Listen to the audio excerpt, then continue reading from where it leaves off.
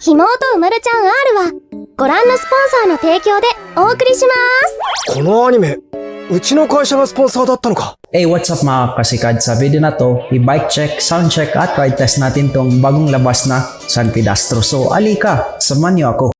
Even when you feel low, you can still go. Even when you feel slow, you can still go. Even when there's no hope, you can still go. I never answer to no, man, I still go. Go, go, go, go, go, go, go, go, go, go, go, go, yeah, go, go, go. Hustle hard, hustle every single day. I'll be making moves till I'm buried in my grave. To the system, I don't wanna be a slave. I've been doing shit my way, or the highway. And in the Hey, what's up guys? Ako din si Dan. Tighin mo kong mga videos regarding mountain bikes, road bikes, or any bicycles basta so diri sa akong scope sa Cebu City. And kung malipay na ka mag-bike, well, this channel is for you. Make sure nga nakaklik ka sa subscribe button and the bell button para certified kasikad na sad ka. So what are you waiting for? Smash, smash, smash that subscribe button. And guys, Sunpeed products, they're one of the best sellings or malalakas din itong bikes nila sa Philippine market natin. In fact, that they have also a website which is updated naman sa mga new bikes nila. Tsaka mayroon din silang Facebook page. You can like them on Facebook at also check them on their website. Kakaiba din tong mga Sunpeed products kasi yung mga pangalan nila galing sa solar system. Kagaya ng Sunpeed Mars at itong Sunpeed Astro. Well, in this video, yan yung pag-uusapan natin. Sunpeed Astro. So, alika, samahan nyo ako. Ang frame niya guys is gawa sa aluminum at saka disc axle frame na rin to. As you can see naman guys, smooth weld siya. Ang ganda ng pagkatira. Dito is kulay red. Tsaka while going here sa down is parang nagmamaroon siya at dark red. Oblong yung shape nito guys and the internal cabling na rin yung shifters. Itong cables na to is the disc brakes. Oblong na rin siya guys, parang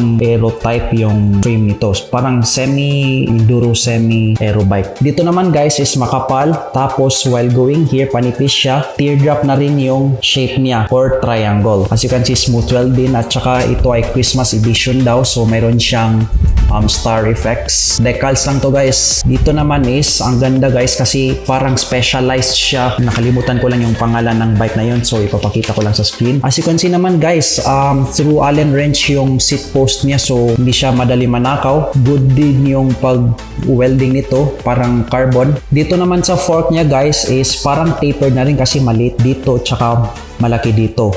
And yung transition niya is seamless guys. As you can see, ang linis talaga tingnan. Yung fork niya is gawa sa carbon at manipis na rin siya guys. Parang aero type dito. Mayroon na rin siyang decals dito. At dito na rin dumadaan yung internal cabling niya para sa disc brakes. Dito naman guys, yung seat stay niya is manipis siya. Parang circular yung shape niya. Tsaka dito, manipis din. Parang oblong yung shape. May decals na rin dito. Ang ganda tingnan, nag-iba ng kulay. So, reflectorized siya. As you can see naman guys, ang ganda. Innovation Technology Design yung nakasulat dito. Yung stem na rin niya guys is aluminum from Sunpeed. So, ang ganda kasi good for beginners na rin to kasi hindi to masakit. Hindi siya naka-aggressive position. Mayroon din na din siyang spacers. Pwede mong paglaruin kung gusto mo. Drop bar is parang shallow. Tsaka, aero type na rin kasi manipis. Mayroon siyang palm rest. Maganda din siya pag long rides. At tsaka maganda rin parang carbon type yung bar tape niya guys. Sa tire naman niya guys is naka-chowyang siya, 700 by 28C, nylon type. Tsaka maganda na rin yung quality niya guys kasi chowyang, well known naman din yan. Yung tire niya is 28C, so feeling ko pwede pa to mag 40C yung maximum kasi mayroon din siyang space dito. Kaso baka if in internal cabling nito pwede ata mag 40C pero sayang kasi external cabling. Yung rims niya is 30mm pala. Parang mayroon siyang brake line pero may paint na black siya. So naka-disc brake na rin siya guys. Yung spokes niya is kulay black. So hindi ko alam if aluminum to or steel. Yun. So nipples is silver color. Hubs naman guys is Solon. So yan. At saka through axle na rin yung wheels niya. So safe siya sa mga magnanakaw. Hindi dali-dali mga nanakaw to. At ito din yung isa sa mga trending ngayon, through axle. Yung wire naman niya guys is from Jaguar. Tsaka mayroon din siyang inline barrel adjuster. So ang ganda guys kasi fine tuning to, very important to basta sa shifting mo. Dito naman dumadaan yung mga shifters wire or yung cabling. Tapos palusot dito at dyan. So ang linis tingnan. So you can see naman, arrange siya properly. So sa seat tube niya guys is circular lang. Mayroon siyang bottle cages na dalawa. So 1 and 2. Dito naman tayo sa drivetrain niya guys. As you can see, nakasora siya, clamp type.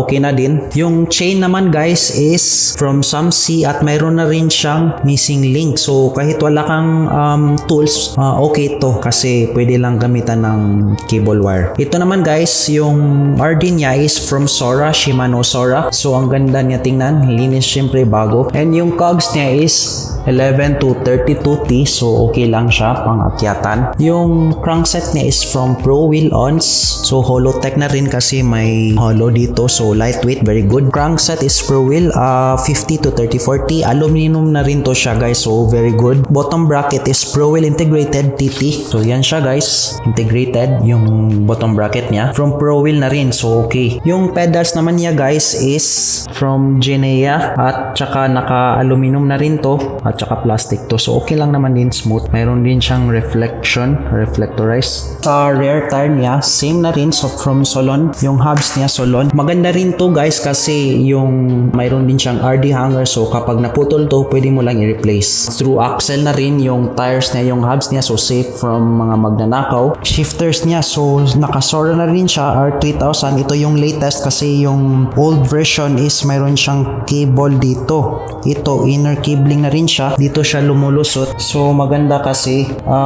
malinis na siya tingnan. Alloy na rin tong yung handlebar niya guys. Tsaka yung seat stay is alloy na rin from Sunpeed.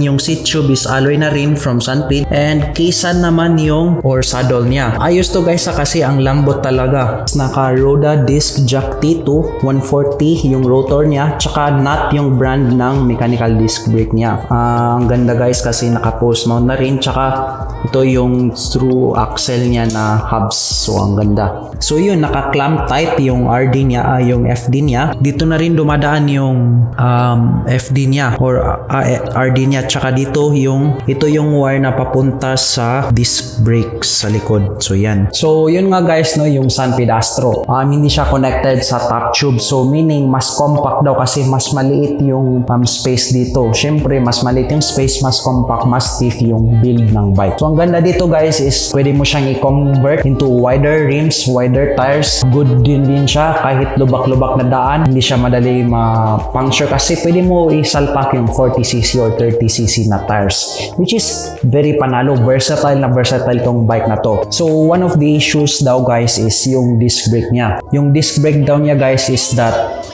hindi siya makapit. Issue din ng bike na to is that yung decals na is madali lang mawala kasi konting gas-gas lang na remove yung itong decals niya. Isang issue na rin guys is that yung carbon forks niya is parang nagkaka-paint chip remove siya. So of course normal na rin yan sa mga carbon type na mga fork kasi plastic siya, gawa siya sa plastic, so natural na yan na remove. Pero basta walang cracks, okay lang yan. So yun lang yung mga issues nito. So far good yung performance lahat. The next video, ibabike sound check natin tong tunog mayaman na hubs ng Solon. So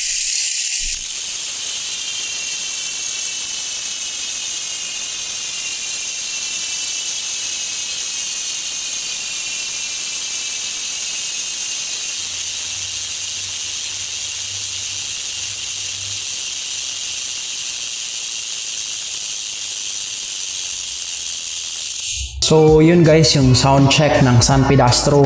Okay na rin siya, talagang very loud. Mga 80% lang yung lakas nito compare sa Sagmit Racing Pro 2. At saka sa next part natin guys ng video na to is i-ride test natin, so stay with me.